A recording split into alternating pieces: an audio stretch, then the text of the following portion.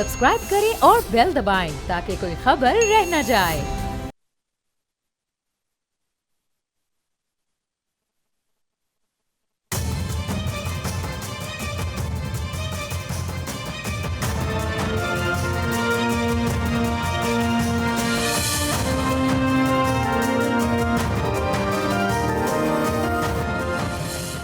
अस्सलाम वालेकुम, आप देख रहे हैं बोल्ड रिपोर्ट्स और मैं हूं बतूल राजपूत। इजराइल और ईरान की जंग जारी है और एक हफ्ते से ज़ायद हो गया है कि डिप्लोमेटिक एफर्ट्स के बावजूद डी एस्केलेशन नहीं हो पा रही। कल ईरानी सदर ने कहा कि अब खलीजी ममालिक पे हमले नहीं होंगे, लेकिन ईरान के ही नेशनल सिक्योरिटी के सेक्रेटरी जनरल ने कहा कि ये हमले जारी रहेंगे। और रात को फिर हमने देखा कि दुबई और कुवैत के कुछ होटल्स को निशाना भी बनाया गया। तो डिप्लोमेटिक एफर्ट्स तो वॉर के दरमियान होती हैं और it's part of the negotiations as well, और आप उसे डिटरमिन नहीं कर सकते कि फ़ौरी तौर पे जंग रुक जाएगी। लेकिन चूंकि ईरान की एक हायर अथॉरिटी ने कहा कि हमले नहीं होंगे और उसके बाद फिर हमने हमले देखे, तो इन डिप्लोमेटिक एफर्ट्स की पोजीशन भी क्वेश्चनेबल हो रही है। इन्हीं मामलात पे तफसील से बात करने के लिए air marshal retired Asim Suleman साहब मुझे ज्वाइन कर रहे हैं, डिफेंस एनालिस्ट हैं। बहुत शुक्रिया सर, आप अपना वक्त दे रहे हैं। आसिम साहब, कल तेहरान पे ऑयल रिफाइनरी पे हमला हुआ और उसके बाद सूरत हाल मज़ीद ख़राब हो गई। इससे पहले पाकिस्तान ने भी कुछ डिप्लोमेटिक एफ़र्ट्स की। ईरानी सदर का भी बयान आया कि अब खलीजी ममालिक पे हमले नहीं होंगे, लेकिन रात ही ईरान के नेशनल सिक्योरिटी काउंसिल के सेक्रेटरी जनरल ने कह दिया कि ये हमले जारी रहेंगे और रात दुबई और कुवैत के कुछ होटल्स को भी निशाना बनाया गया। क्या चांसेस हैं कि डी एस्केलेशन होगी और मज़ीद क्या कोशिश करनी चाहिए और क्या ये जंग मज़ीद फैल जाएगी? अस्सलाम वालेकुम जी, and thank you very much for having me on your programme. देखिए जी, जब जंग होती है तो इस तरह की तो चीज़ें होती हैं, दोनों तरफ से एक दूसरे के ऊपर वार होते हैं। और फिर जब बीच में सालसाई आए तो उसके अंदर ये भी होता है कि चांसेस आर के थोड़ी चीज़ें डी एस्केलेट होंगी। लेकिन वो इज़राइल और अमेरिका की तरफ से तो किसी किस्म की जो है वो कमी आने का नाम नहीं ले रही। और ईरान ने भी जो एक स्टांस लिया था कि जी हम अटैक नहीं करेंगे, और स्पेशली उन ममालिक को जहाँ से उनकी सरज़मीन इस्तेमाल नहीं की जाएगी, तो ये वाली तो गिवन चीज़ थी। और इसके ऊपर सारों ने यही अज्यूम किया कि जी वहाँ से अटैक नहीं आएगा। और एक चीज़ याद रखें कि जब आपकी नेशनल लेवल के ऊपर जब हायरकी के अंदर दो ऑर्गेनाइजेशंस जो हैं वो इन्वॉल्व होती हैं, तो उसमें ये होता है कि there is always a chance कि कोई चीज़ें मिसअंडरस्टूड हों, मिसकन्वे हों, या उसके ऊपर कभी एग्रीमेंट ना हो, तो फिर चांसेस होते हैं कि कोई ऐसा स्टेप उठा लिया जाता है जो कि एक डिक्लेयर्ड स्टांस से थोड़ा सा हट के होता है। और फिर अब आप देखें कि जिस तरह ये ईरान की फ्यूल फैसिलिटीज़ के ऊपर अटैक हुआ, ये कोई छोटी बात नहीं है। और ये जो है ये फर्दर एस्केलेट कर रही है सिचुएशन को। और फिर उसके बाद ईरान का भी कि जी उन्होंने अटैक किया, तो जिस तरह मैंने आपको कहा कि जो चांसेस आर देयर कि जिस वक्त आपकी हायरकी जो है वो सेंट्रलाइज कंट्रोल में टोटली नहीं होती, तो फिर इस तरह की चीज़ें जो हैं वो उनका जो है होना बनता है या होना नहीं चाहिए, लेकिन हो जाती हैं। तो मेरा ख्याल है कि मे बी डे और टू, एक आधे दिन के अंदर देखा जाए तो हमें भी एकदम ऐसे रिज़ल्ट्स का जो है वो एकदम नहीं उसका रिज़ल्ट एक्सपेक्ट करना चाहिए। तो टाइम विल टेल। मेरा ख्याल है एक आधा दिन और हम देखेंगे तो शायद चीज़ें बेहतरी हो जाएंगी। आसिम साहब, स्ट्रेट ऑफ हॉर्मुज़ भी बंद है और हमलों में भी शिद्दत आई है। 800+ पैट्रियट इंटरसेप्टर्स इस्तेमाल हुए। 3 से 4 मिलियन डॉलर का एक इंटरसेप्टर की वर्थ है। अमेरिका को मुल्क के अंदर से भी प्रेशर है। आप ये कह रहे हैं कि 1-2 दिन लग सकते हैं, लेकिन अमेरिका के लिए तो हालात यही रहेंगे कि वो जिन मिसाइल्स को ट्रेस करने के लिए जो डिफेंस इस्तेमाल कर रहे हैं वो उससे कई ज़्यादा महंगा है। तो अमेरिका को ये रियलाइज़ क्यों नहीं हो रहा कि ये उसकी फेवर में नहीं जा रहा? देखिए जी, आप जब सबक नहीं सीखते जंगों से तो फिर इस तरह की सिचुएशन होती है। आप देखें लास्ट ईयर भी जब ये इन्होंने अटैक किया था ईरान के ऊपर, तो ये एक चीज़ डिटर्मिन्ड थी कि ईरान जो है वो कम कीमत की जो है वो वेपनरी इस्तेमाल करेगा, और जो कि उन्होंने, اور اس کے اوپر جو ہے جو ایکٹیویشن ہوئی یا اس کے ڈیفنس کے اندر جو اسرائیلیز نے استعمال کیے اپنے میسائل وہ بہت زیادہ ایکسپینسو تھے. ان کے جو ہے آئرن ڈوم تو یہی تھا, ان کے پاس میسائلز بھی یہی تھے جو آج کل استعمال ہو رہے ہیں. پھر آپ دیکھیں کہ ایک اور ہمارے پاس اگزامپل ہے اور وہ ہے یوکرین وار کی. ادھر بھی یہی ہے کہ جی ایک طرف سے مہنگے ویپن استعمال ہوتے ہیں, دوسری طرف سے سستے ویپن استعمال ہوتے ہیں. ایک طرف سے نیوکلیئر پار ہے اور ایک طرف جو ہے وہ بالکل ایک کنونشنل پار ہے, لیکن انہوں نے ان کو ٹف ٹائم دیا ہوا ہے. سو اگر یہ امریکہ کے کسی طرح بھی ذہن میں تھا کہ جی they will not get a tough time from the Iranians, تو یہ ان کی ایک بھول تھی. پہلی تو چیز یہ ہے. دوسری چیز جو سب سے امپورٹنٹ ہے وہ یہ ہے کہ جو ایران استعمال کرتا ہے, جس طرح کہ آپ نے بھی کہا کہ وہ میسائلز استعمال کرتا ہے, ڈرونز استعمال کرتا ہے, جس میں ان کی قیمت جو ہے 30-40 ہزار میکسیمم ڈالر کی ہوگی. لیکن جس وقت ان کے اوپر ان کو انٹرسیپٹ کرنے کے لیے جو مسلز استعمال ہوتے ہیں یا جو سسٹمز استعمال ہوتے ہیں وہ جو ہے وہ بلینز آف ڈالرز کے ہیں. اور اس کے اندر جب آپ میسائلز کی بات کریں تو وہ 2 سے 4 ملین ڈالر کا ایک میسائل ہے. اب جب یہاں سے میسائل یا ڈرونز داغے جاتے ہیں تو اس کے اندر اس طرح نہیں ہوتا کہ آپ کو پتہ چل جاتا ہے کہ جی یہ مہنگا والا آ رہا ہے, یہ تیز سپیڈ والا آ رہا ہے, یہ کم سپیڈ والا آ رہا ہے, یہ اس کے اندر کتنی تباہی ہوگی, یہ تباہی کرے گا بھی کہ نہیں کرے گا, یہ جو ہے یہ اس میں بارود ہے یا اس میں بارود نہیں ہے. تو اس طرح کی جب آپ کے اوپر ایک گچھا پھینکا جاتا ہے یا سوم پھینکا جاتا ہے میسائلز کا, یا آپ کو ڈرونز کا ایک میسو نمبر جو ہے وہ آپ کے ہدف کے لیے آپ کی ٹیریٹری میں بھیجا جاتا ہے, تو اس کو انٹرسیپٹ کرنے کے لیے آپ کا پورا میکینزم ایکٹیویٹ ہو جاتا ہے.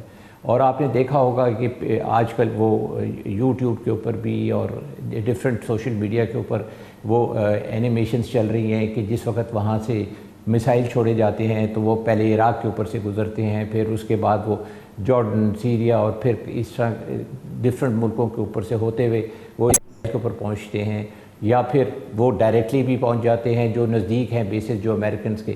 تو یہ ایک جو پروسیس ہے جس کے تھرو ایک میسائل گزر کے جاتا ہے, تو اس کے اوپر تھرو آؤٹ جو ہے وہ جو ہے نشانہ بازی کی جاتی ہے یا اس کو گرانے کی کوشش کی جاتی ہے.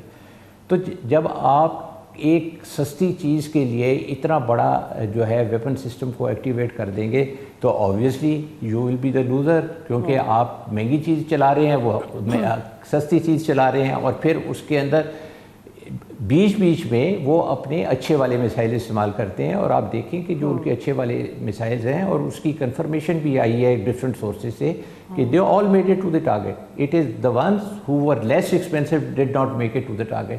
اور اس کے اندر جیت کس کی ہو رہی ہے؟ جیت اس کے اندر ایران کی ہو رہی ہے. جیت ایران کی اس لیے ہو رہی ہے کہ وہ سستے جو ہیں ویپن سے ان کے مہنگے ویپنز جو ہیں ایکسپینڈ کر رہے ہیں. اور اب تو یہ بھی وقت آ گیا ہے کہ چونکہ وہاں پہ Israel has run short on stock, تو وہ دوسرے جو اپنے بیسز ہیں جو عرب کنٹریز کے اندر اور مڈل ایسٹ کے اندر, وہاں سے اٹھا کے وہ جو ہے ان کو ری پوزیشن کر رہے ہیں اسرائیل کے اندر.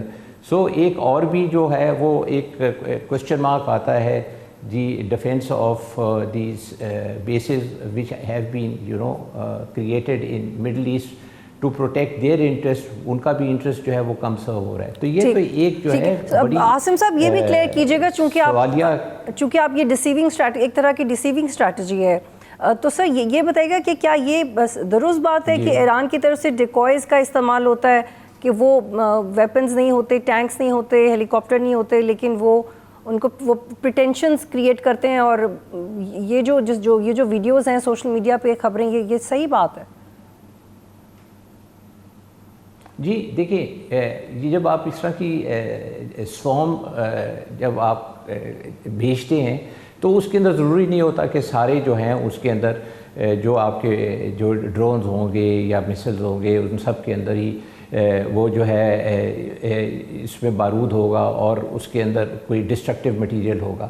اور پھر اگر نہیں بھی ہے, فرض کیا اگر وہ ڈیکوائز کے اندر بھی ڈسٹرکٹیو مٹیریل نہیں ہے, تو یہ وہ سستے والے ہیں, یہ اتنے مہنگے نہیں ہیں. دے آر ایز گڈ اور ایز بیڈ ایز ڈیکوائز. سو جو ایران کا جو مقصد ہے وہ تو حل ہو جاتا ہے. سو ویدر اٹ از ڈیکوائز اور the ones of the older model or lesser capability, they are also like a decoys, because basically جب آپ نے اپنا ہدف اچیو کرنا ہے یا آپ نے ڈسٹرکشن اچیو کرنی ہے تو پھر تو آپ اچھا والا بھیجیں گے یا میڈیم کیٹیگری کا بھیجیں گے. یہ تو لو کیٹیگری والے ہوتے ہیں. ٹھیک ہے عاصم صاحب ایک اور سوال لے لیجیے. پورا کرنے کے لیے اور جو ہے وہ اوور ویلم کرنے کے لیے ایئر ڈیفنس کے جو ریڈارز ہوتے ہیں یا ان کی میسائلز کو ایکٹیویٹ کرنے کے لیے دے آر گڈ انف, اور وہ کام جو ہے وہ ایران نے جاری رکھا ہوا ہے اور اس کے اوپر ان کو کامیابی ہو رہی ہے. لاسٹ ٹائم بھی ان کو جو 12 ڈے وار تھی اس کے اندر کامیابی ہوئی. اگر آپ جیسا میں نے آپ سے کہا کہ آپ just go and look at the pattern of the Ukraine and Russian war, اس کے اندر بھی اسی طرح کی چیزیں ہو رہی ہیں. لیکن انفارچونیٹلی یہ سبق نہیں سیکھا گیا کہ اگر ہم یہ جو ایران کو جو ہے ایکٹیویٹ کریں گے اور ان کو انسائٹ کریں گے وار کے لیے, تو ان کی اسٹریٹجی تو وہی رہے گی, کیونکہ ان کے پاس اوور نائٹ تو ایئر فورس بن نہیں گئی کہ وہ اس کو اس طرح ایئر. جی سر, یہ بہت اہم نقطہ آپ نے بتایا ہے اینڈ آئی بلیو دیٹ جواب دے سکیں. It's full of information. ایک سوال لے لیجیے sir. Poor man war through the drones and the missiles, but they are equally effective. اور یہ جو ہے وہ عاصم صاحب آپ کو میری آواز آ رہی ہے؟ ہدف اچیو ہو رہا ہے. جی, اور سر یہ ایکچولی بہت انٹرسٹنگ نقطہ ہے جو آپ نے بتایا ہے, اور I was actually impressed by the way you have explained it. ایک اور سوال یہ کہ نیو یارک ٹائمز نے یہ رپورٹ کیا ہے کہ ایک کلوزڈ بریفنگ میں امریکی کانگریس کو یہ بتایا گیا کہ نہ تو ہم ایران کا میسائل پروگرام پوری طرح تباہ کر پائے ہیں اور نہ ہی ڈرون ٹیکنالوجی کو کوئی بڑا نقصان ہوا ہے. And there were indications in reports suggesting that U S might be looking for an exit from this conflict, might be an earlier exit. جی, پہلی تو چیز یہ ہے کہ جب آپ اپنے نیوکلیئر پروگرام بناتے ہیں تو آپ اس کا یو آلویز انشور کہ اس کی پروٹیکشن جو ہے نا وہ ٹاپ کلاس ہونی چاہیے. اور بیچ میں I think there were also reports that the Americans were not very happy with the destruction of the nuclear facilities and they were not able to knock them down the way they wanted. But then again وہ ایک pressure ہوتا ہے کہ آپ کو declare کرنا ہوتا ہے جب آپ اتنی میسو جو کیمپین لانچ کریں اگینسٹ دی نیوکلیئر انسٹالیشن, اور پھر آپ بولیں کہ جی کچھ نہیں ہوا. تو اور دوسرا یہ ہے کہ ایران کے تو فیور میں جاتا ہے کہ وہ کیوں بتائیں کہ ہمارا کچھ نقصان نہیں ہوا. وہ تو چاہیں گے کہ وہ یہی سمجھے کہ جی نقصان ہو گیا اور ہماری جان چھوڑیں. سو یہ والی تو چیز جو ہے نا, we should be very clear on this that the Iranians will never declare کہ whatever the Americans wanted has been achieved. اور دوسرا سوال سوری میں آپ کا رجسٹر نہیں کر سکا, وہ کیا تھا؟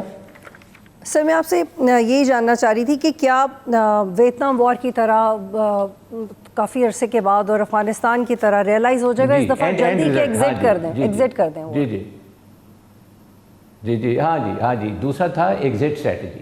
دیکھیں جی ایگزٹ اسٹریٹجی جو ہے نا اس کے اندر تو مجھے نہیں نظر آتی, بیکاز ایگزٹ اسٹریٹجی جو ہے وہ ایک بہت ہی ہارفک قسم کی سچویشن ہوگی for the Americans and the اسرائیلیز, کہ اگر آج آپ اگر ایگزٹ کرتے ہیں وہاں سے تو اس کا مطلب ہے کہ تو آپ نے نہ کچھ کھویا نہ پایا. آپ نے تو کھویا ہی کھویا, آپ نے پایا کچھ نہیں. دوسری چیز یہ ہے کہ اگر آپ آج جاتے ہیں تو یہ وہی سچویشن ہے جو پہلے تھی, جو لاسٹ ایئر تھی, بلکہ اب اس سے زیادہ سچویشن خراب ہوگی.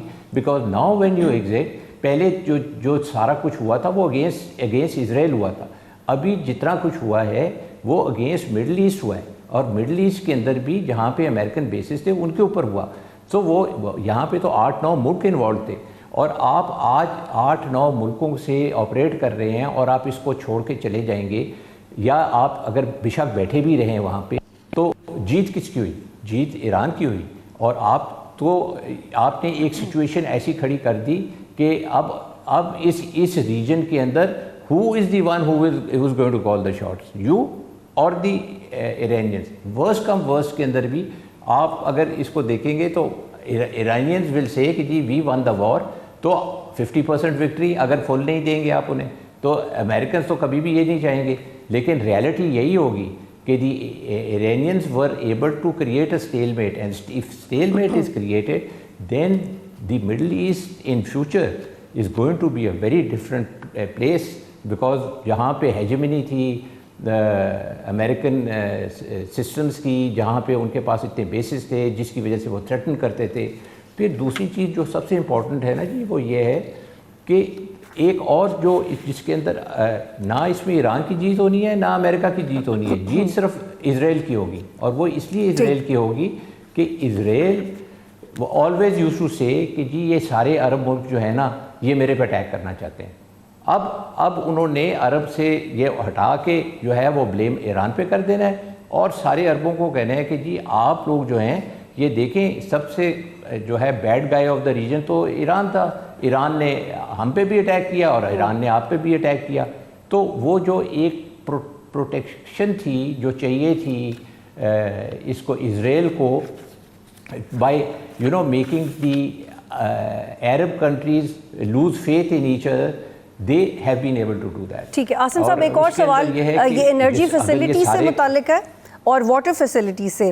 کل ایران کے وزیر خارجہ نے ایک اسٹیٹمنٹ دی، انہوں نے کہا کہ امریکہ نے کشم جزیرے کے فریش واٹر پلانٹ پہ حملہ کر کے خطرناک مسائل قائم کیا. On the other hand American authorities نے کہا کہ مسائل امریکہ نے نہیں بلکہ ایران نے پیدا کی ہے. اور پھر رات بحرین نے بھی خبر آئی، وہاں سے بھی خبر آئی کہ ایک واٹر انفراسٹرکچر کو ٹارگٹ کیا گیا ہے. قطر 100% تک اس کے پانی پہ انحصار کرتا ہے. کویت اور بحرین تقریباً 90% اور سعودی عرب 70% ان واٹر پلانٹس پہ ریلائی کرتے ہیں، لیکن کوئی بھی رسپانسبلٹی لینے کو تیار نہیں. یہ فیکٹ ہے کہ ایران نے بھی واٹر فیسلٹی پہ اٹیک کیا، but we are seeing a new normal where energy facilities and water facilities are not safer any more. یہ جی دیکھیں یہ جو ہے نا water is a very big weapon in Middle East, because اس کے اندر تو میرا خیال ہے کہ اگر they start to target these facilities then there is going to be a big problem and it is going to be a very panic situation in Middle East. Because جس طرح آپ نے کہا کہ ان کے پاس تو پانی پینے کو نہیں ہے، ان کے پاس کھانے کی فیسلٹیز نہیں ہیں، کھانا بھی ان کا سارا باہر سے آتا ہے، پانی بھی ان کا جو ہے وہ it's totally dependent on the desalination plants. تو اگر ایران کو آپ دیوار کے ساتھ لگائیں گے جو کہ لگایا ہوا ہے، تو پھر جب ایک شخص جو ہے جس کو آپ دیوار کے ساتھ لگا دیں گے تو پھر کیا ہوگا؟ At the end of the day the situation is going to be کہ آپ پھر جو ہے you will lose your nerve, اور آپ جو ہے وہ سینٹی کو چھوڑ کے جو ڈیسیجنز لیں گے وہ پینک میں ہوں گے، اور panic decisions are not very good especially in war. اور ابھی تک میرا خیال ہے کہ the Iranians have played their cards very well. انہوں نے جو ہے کوئی اس طرح کی حرکت نہیں کی جس کی وجہ سے they have gone beyond the call of their threat. Whereas یہ بات بالکل درست ہے کہ ان کو نہیں اٹیک کرنا چاہیے تھا گلف اسٹیٹس کو، لیکن ان کا جو پوائنٹ ہے وہ یہ ہے کہ جی ہم تو صرف جو ہے ان فیسلٹیز کو اٹیک کر رہے ہیں جو کہ ہمارے خلاف استعمال کی جا رہی ہے. اور میرا خیال ہے جس طرح میں نے آپ سے کہا کہ یہ جو ہے فوگ آف وار کے اندر جو ہے وہ تھوڑی سی اسپل اوور کر جاتی ہیں. میرا خیال ہے کہ دن کے اندر اس کی چیز میں کلیئرٹی آ جائے گی، اور اس کے اندر will show more semblance and they will try and not to attack the countries which are not being used against Israel. بہت شکریہ، بہت شکریہ. ایئر مارشل ریٹائرڈ عاصم السلیمان صاحب ہمیں پروگرام میں جوائن کر رہے تھے. نیو یارک ٹائمز کی ایک رپورٹ میں کہا گیا کہ ایران اب بھی تیزی سے یورینیم انرچمنٹ کر سکتا ہے. اس صورتحال میں ہم یہ دیکھیں گے کہ ایران کا کانفیڈنس کم نہیں ہوگا نیوکلیئر نیوکس کی طرف. تو اس کا مطلب ہے کہ وہ اسٹریٹجی جو امریکہ نے بنائی اس میں ناکامی کا سامنا ایران تو وہیں کھڑا ہے، اسی طرح انرچمنٹ بھی کر رہا ہے، اسی طرح لڑ بھی رہا ہے. So who is at the losing end probably it's U S and Israel. ایک بریک لیتے ہیں پھر واپس آئیں گے.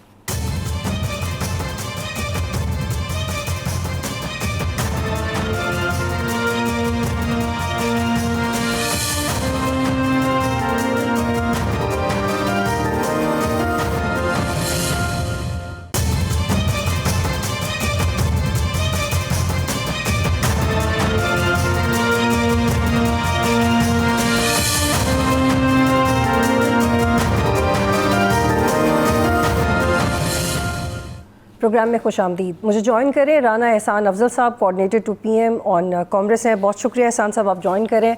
احسان, چند گھنٹے پہلے تک گورنمنٹ یہ کہہ رہی تھی کہ سب اچھا ہے, پیٹرول کا سٹاک موجود ہے. رانا ثناءاللہ کہہ رہے تھے کہ قیمتیں بڑھانے کی جو باتیں ہیں وہ افواہیں ہیں. پھر اتنا بڑا فیصلہ اچانک کیوں کرنا پڑا؟ بسم اللہ الرحمن الرحیم, بہت شکریہ. دیکھیں, پیٹرول کی قیمتیں جو ہے نا, حکومت جو ہے اس کے اوپر حکومت کی ڈسکریشن بہت زیادہ نہیں ہے. پیٹرول امپورٹ کیا جاتا ہے اور اس کی قیمتوں کا تعین جو ہے نمبر 1 جو پلاٹس کی ایوریج ہوتی ہے وہ کرتی ہے, جو عالمی منڈی کی قیمتیں ہیں, اور آپ کا ایکسچینج ریٹ کرتا ہے. تو آپ نے دیکھا ہے کہ جنگ کی وجہ سے, جو ایران اور امریکہ اسرائیل کی کشیدگی کی وجہ سے, اور جو اسٹریٹ آف ہرمز ہے اس کے بند ہونے کی وجہ سے, کروڈ آئل کی قیمتیں $66-65 سے $95 جو ہیں وہ ٹچ کر چکی ہیں, جو کہ ایک ایکسٹرا آرڈنری رائز ہے. آپ نے سنا ہوگا کہ بنگلہ دیش نے بھی راشن کرنا شروع کر دیا ہے, پیٹرول کو لمٹس لگا دی ہیں ڈیلی کہ ایک گاڑی کتنا تیل لے سکتی ہے. تو دنیا بھر میں بہت سارے ممالکوں نے قیمتیں بڑھائی ہیں, تو پاکستان از نو ایکسیپشن. پاکستان نے بھی پھر اس کے مطابق انٹرنیشنل جو فارمولا ایک طے ہے کہ پلاٹس کی ایوریج کے مطابق قیمتیں جو ہے وہ ہر 15 دن بعد ان کو ریویو کیا جاتا تھا. اب حکومت نے یہ فیصلہ کیا ہے کہ 15 دن کے بجائے ان کو ہر 7ویں دن ہفتہ وار قیمتوں کو ریویو کیا جائے گا. تو جب قیمتیں عالمی منڈی میں نیچے آئیں گی تو اسی تیزی کے ساتھ ایک ہفتے کے اندر ودن 1 ویک پرائسز کو ریویو کر کے نیچے لے آیا جائے گا جب عالمی منڈی میں قیمتیں نیچے آئیں. لیکن عالمی منڈی کا آپ حوالہ دے رہے ہیں, پیٹرول کی قیمتیں تقریباً 35 سے 37 روپے فی لیٹر تک بڑھی ہیں, لیکن آپ نے 55 روپے کا اضافہ کیا ہے, اور اس کے اور فیکٹ یہ ہے کہ آپ نے ابھی تک نیا تیل خریدا ہی نہیں. تو پھر یہ اضافہ کیوں ہوا؟ ایک تو ابھی یہ نئے تیل کی قیمتیں بھی نہیں ہیں, اور یہ as compare to other countries اور ادر ریز یہ زیادہ ہے. دیکھیں, ایک بیانیہ چل رہا ہے کہ پاکستان کے پاس سٹاکس موجود تھے اور وہ سستا سٹاک تھا, تو ابھی آپ نے قیمتیں کیوں بڑھا دی ہیں. دیکھیں, سٹاک ریپلیسمنٹ کے لیے اگر آپ پاس 100 لیٹر تیل پڑا تھا جو کہ سستا ہے, لیکن اگلی خریداری آپ نے مہنگی کرنی ہے, تو 100 لیٹر پورا کرنے کے لیے آپ کو آج ہی نئے داموں میں بیچیں گے تو آپ مہنگی خریداری کر سکیں گے. تو یہ کوئی ایسا کوئی رول نہیں ہے جو انوکھا رول ہے, سٹاک ریپلیسمنٹ کے تحت اس کو امپلیمنٹ کیا جاتا ہے. اور اسی طریقے سے جب قیمتیں گریں گی تو آپ کے پاس مہنگا سٹاک موجود ہوگا, لیکن آپ ہفتہ وار ریویو کر کے آپ قیمتوں کو جو ہے وہ کم کریں گے. تو یہ وائس ورسا ہو جائے گا. ٹھیک تو ہے جو آج آپ کو لیکن لگ رہا ہے کہ جی اس وقت پیٹرولیم لیوی بڑھا کے 106 روپے کی گئی ہے صرف 1 لیٹر پہ, دیگر ٹیکسز الگ ہیں. ایک شخص جو رکشہ چلاتا ہے یا چھوٹی گاڑی چلاتا ہے, جو اتنا زیادہ پیٹرول خریدنا افورڈ نہیں کر سکتا, وہ الگ سے یہ ٹیکسز کیسے دے گا؟ دیکھیں, حکومت کے پاس کوئی زیادہ آپشنز موجود نہیں تھی. جو ڈیزل ہے وہ عالمی منڈی میں $150 فی بیرل پہ چلا گیا ہے پلاٹس کے حوالے سے, اور جو پیٹرول ہے وہ $106 پہ چلا گیا ہے. تو ہمارے پاس ایک یہ آپشن تھی کہ ہم ڈیزل کو 110 روپے بڑھا دیتے, اور پیٹرول پہ جس طرح آپ فرما رہی ہیں کہ 30-35 روپے کا اضافہ ہوتا, تو یہ بھی ایک آپشن تھی. لیکن کیونکہ ساری آپ کی جو ٹرانسپورٹ ہے وہ ڈیزل پہ ہوتی ہے, ڈیزل بڑے ٹرکس پہ ہوتی ہے جو کہ ڈیزل پہ چلتے ہیں, تو پھر ایک عام آدمی کو زیادہ امپیکٹ آنا تھا. تو حکومت نے اس کو ایوریج آؤٹ کر دیا اور 55 روپے کا اضافہ دونوں مد کے اندر کر دیا, ورنہ ڈیزل آپ کا 110 روپے سے بڑھنا تھا اور پیٹرول آپ جس طرح فرما رہی ہیں کہ کم سے بڑھنا تھا. تو یہ حکومت نے ایوریج آؤٹ کیا کہ اس کا امپیکٹ جو غریب ترین طبقہ ہے, جس کے پاس نہ بائک ہے لیکن وہ اشیاء خریدتا ہے جو ٹرکوں پہ ٹرانسپورٹ ہوتی ہے, کھانے پینے کی اشیاء, تو کم از کم اس کو وہاں وہ امپیکٹ آئے. ٹھیک ہے رانا صاحب, سری لنکا, بنگلہ دیش, بھارت بھی اسی خطے سے ان کا تعلق ہے, کسی نے بھی ابھی تک اپنی قیمتیں نہیں بڑھائیں, اور آپ کی گورنمنٹ جب قانون سازی ہوتی ہے تو دیگر ممالک کی اگزامپلز دیتے ہیں, لیکن اس معاملے میں دیگر ممالک کو فالو نہ کرنے کی کیا وجہ ہے؟ دیکھیں, قیمتیں تو دنیا بھر میں بڑھی ہیں. اگر کسی ملک نے ابھی نہیں بڑھائی, وہ آنے والے دنوں میں بڑھا دیں گے.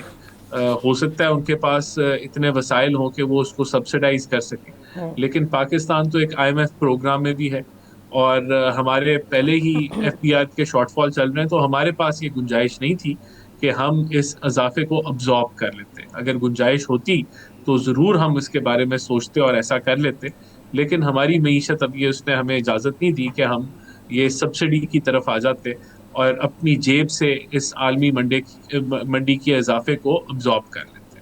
ٹھیک. ران صاحب, حکومت آئل کمپنی سے کیا بلیک میل ہوئی ہے؟ کیونکہ حکومت کے پاس آئل کمپنیز اور پیٹرول پمپس کی بہتر مانیٹرنگ کا آپشن موجود تھا.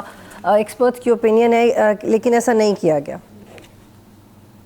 نہیں, نہ حکومت کسی سے بلیک میل ہوئی ہے. حکومت نے اس دفعہ کیا یہ ہے کہ پیٹرول جب بھی قیمتیں بڑھ رہی ہوتی ہیں تو پیٹرول پمپس کی کوشش ہوتی ہے کہ وہ سستا تیل زیادہ سے زیادہ خرید لیں, ہورڈنگ کریں, اور جب تیل کی قیمتیں بڑھ جائیں تو پھر اس کو بیچیں, اور تب تک سپلائی کم رکھیں. تو اس کے لیے حکومت نے یہ پالیسی, اوگرا نے یہ پالیسی نوٹیفائی کی, اور جتنے بھی او ایم سیز ہیں ان کو ہدایت دی کہ آپ جو پیٹرول اسٹیشنز ہیں آپ ان کو اتنا ہی تیل فراہم کریں گے جتنی ان کی پچھلے 8 مہینے کی ایوریج خریداری ہے. یعنی کہ ایک پمپ اگر پچھلے ریگولرلی 100 لیٹر بیچتا ہے ہر ہفتے, تو اس کو 100 لیٹر ہی ایشو کیا جائے گا, اس کو 500 لیٹر ایشو نہیں کیا جائے گا. اس سے ہوا یہ کہ آپ کی سپلائی چین میں کوئی ڈسرپشنز نہیں آئی, کہیں تیل کی کوئی شارٹ فال نہیں آئی, اور مزید آگے آنے کے بھی اس کے امکانات نہیں ہیں. احسان صاحب, ایک اوپینین یہ ہے, اس کے 2 فیکٹرز ہیں. یہ کہا جا رہا ہے کہ ایک تو گورنمنٹ نے یہ اس لیے قیمتیں بڑھائی ہیں تاکہ کنزمپشن کو کم کیا جا سکے, اور دوسرا فیکٹر یہ ہو سکتا ہے کہ آئی ایم ایف کی شرائط. تو اس میں آپ کس بات کی تصدیق کریں گے کہ آپ نے کنزمپشن کم کرنے کے لیے کیا ہے یا آئی ایم ایف کو فالو, کس کو زیادہ, کون سا فیکٹر زیادہ اہم ہے؟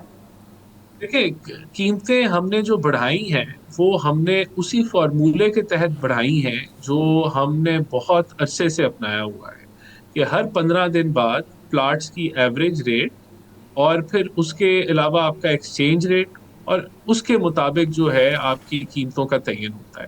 اور ابھی بھی وہی فارمولہ اپنایا گیا ہے. تو ہم نے کوئی فارمولہ میں تبدیلی نہیں کی کہ جس کے اندر کوئی چینجنگ آئی. تو چینجنگ فارمولہ میں نہیں آئی.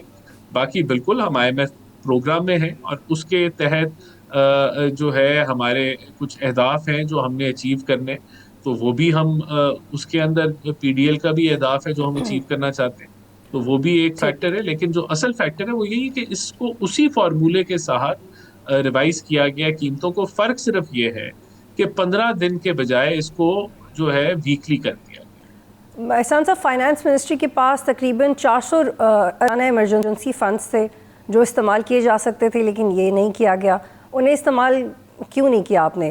عوام کو سبسڈی دے دیتے, یہ کیوں نہیں کیا گیا؟ دیکھیں, بات یہ ایمرجنسی فنڈ پیٹرول کے اوپر سبسڈی دینے کے لیے نہیں ہے. یہ خدا نخواستہ ہمارا ایک کلائمیٹ ونربل ملک ہے, اور اس کے اندر کلائمیٹک چیلنجز جو ہیں دن بدن بڑھ رہے ہیں.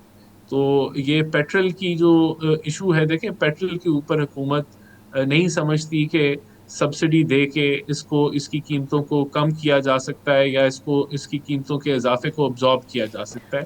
یہ حکومت کی پالیسی نہیں ہے. آئی ایم ایف پروگرام میں اس کی گنجائش بھی نہیں ہے, اور ہمارے پاس اتنی فسکل سپیس بھی موجود نہیں ہے کہ ہم اس طرح کر سکیں.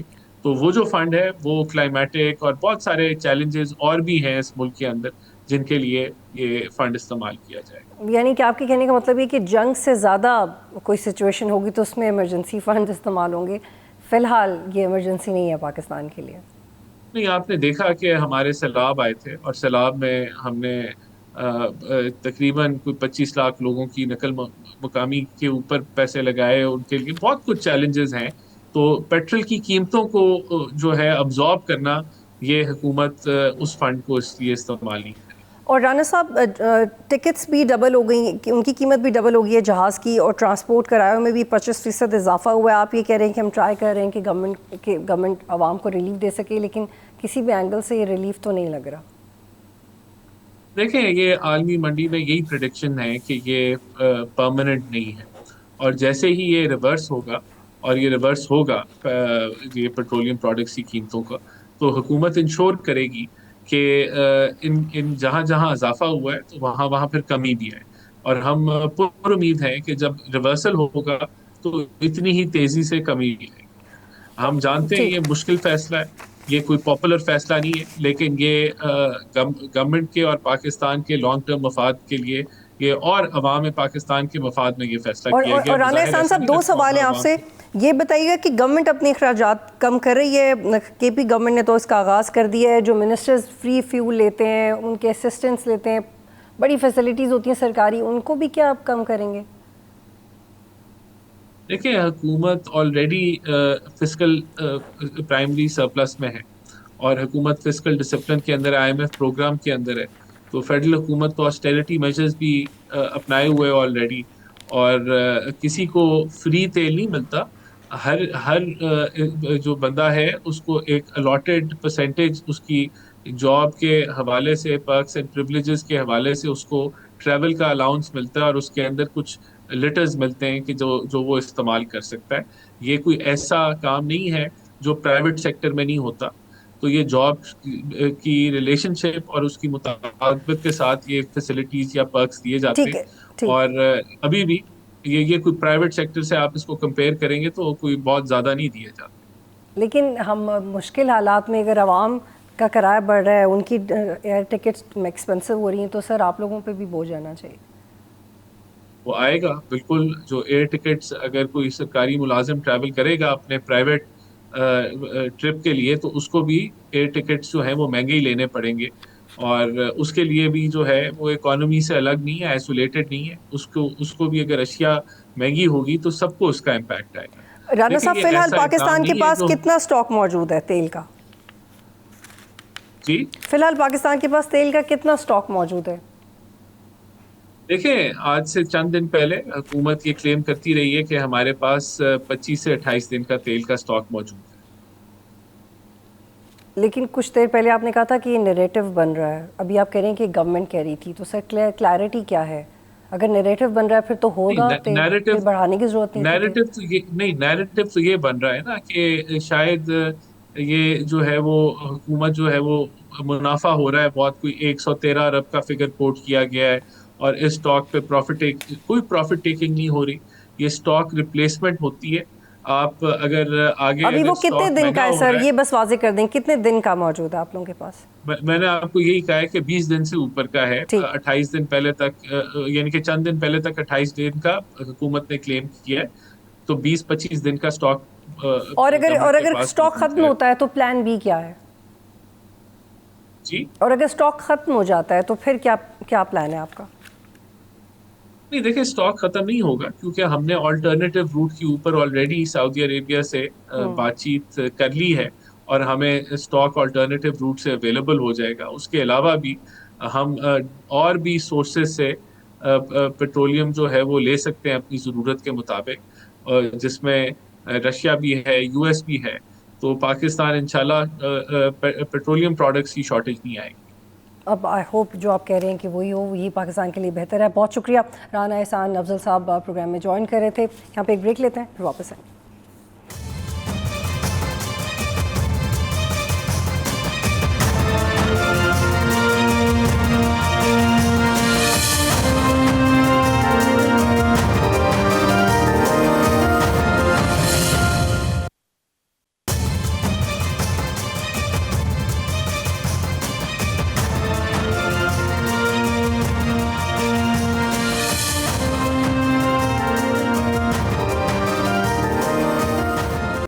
اور اب بات کرتے ہیں افغانستان کی, جو موجودہ طالبان رجیم کی حکومت میں آنے کے بعد دہشت گرد تنظیموں کا مرکز اور اس پورے خطے کے لیے امن کا تھریٹ بن کے سامنے آیا ہے.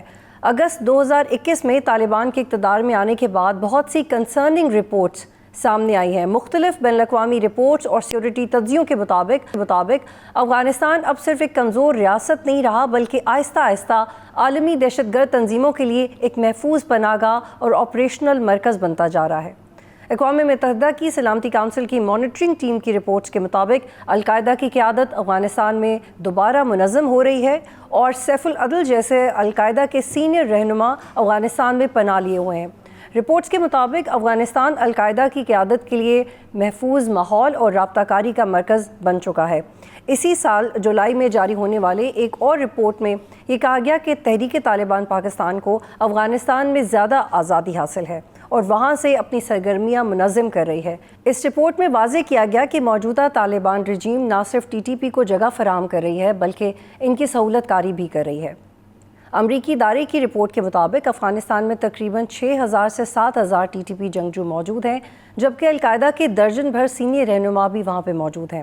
اقوام متحدہ کی ایک رپورٹ کے مطابق افغانستان میں اس وقت 20 سے زائد بین الاقوامی اور علاقائی دہشت گرد تنظیمیں کام کر رہی ہیں، جبکہ غیر ملکی جنگجوؤں کی تعداد 13,000 تک پہنچ چکی ہے۔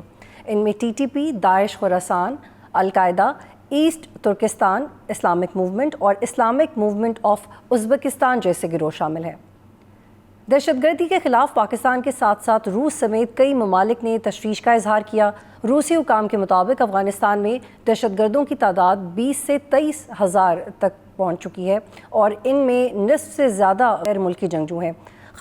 خدشہ یہ ظاہر کیا گیا کہ یہ گروہ وسطی ایشیا اور دیگر خطوں کے لیے بڑا خطرہ بن سکتے ہیں۔ روس، چین اور ایران سمیت متعدد ممالک نے مشترکہ بیانات میں کہا کہ داعش، القاعدہ اور TTP جیسے گروہ افغان سرزمین کو آپریشنل بیس کے طور پر استعمال کر رہے ہیں اور اس کے اثرات پہلے ہی نظر آنا شروع ہو گئے ہیں۔ تاجکستان میں چین سے متعلق منصوبوں پر متعدد حملے کیے گئے، جن میں چند چینی شہری باشندے بھی ہلاک ہوئے، جبکہ مختلف مواقعوں پہ سرحد پار سے دہشت گردوں کی دراندازی کے واقعات بھی رپورٹ ہوئے ہیں۔ پاکستان چونکہ ایک لمبی سرحد شیئر کرتا ہے، اس لیے پاکستان پر اس کے اثرات سب سے زیادہ پڑے ہیں۔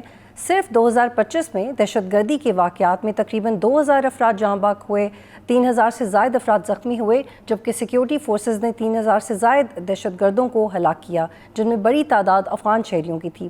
پشاور، بنوں، ڈیرہ اسماعیل خان اور شمالی وزیرستان سمیت کئی علاقوں میں خودکش حملوں اور گاڑیوں میں بم نصب کیے گئے دھماکے ہوئے اور اس کے پیچھے بھی افغان ہاتھ تھا۔ پاکستان نے اس مسئلے کے حل کے لیے سفارتی سطح پر بھی متعدد اقدامات کیے ہیں۔ طالبان حکومت سے درجنوں ملاقاتیں، سینکڑوں سرحدی میٹنگز اور احتجاجی مراسلے دیے گئے، لیکن جب حملے بند نہ ہوئے تو پاکستان نے دہشت گردوں کے ٹھکانوں کے خلاف انٹیلیجنس کی بنیاد پہ کارروائیاں کیں۔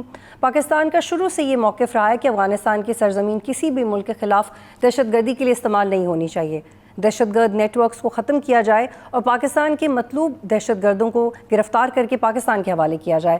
پاکستان کا شروع ہی سے یہ موقف رہا ہے کہ افغانستان کی سرزمین کسی بھی ملک کے خلاف دہشت گردی کے لیے استعمال نہیں ہونی چاہیے۔ دہشت گرد نیٹ ورکس کو ختم کیا جائے اور پاکستان کے مطلوب دہشت گردوں کو پکڑ کے پاکستان کے حوالے کیا جائے، اور اگر یہ اقدامات نہیں کیے گئے تو افغانستان میں موجود دہشت گرد نیٹ ورکس نہ صرف خطے کے لیے ایک خطرہ ہیں بلکہ ایک گلوبل تھریٹ بن رہے ہیں۔ آج تک کے لیے اتنا ہی۔ پروگرام دیکھنے کا شکریہ۔ اللہ حافظ۔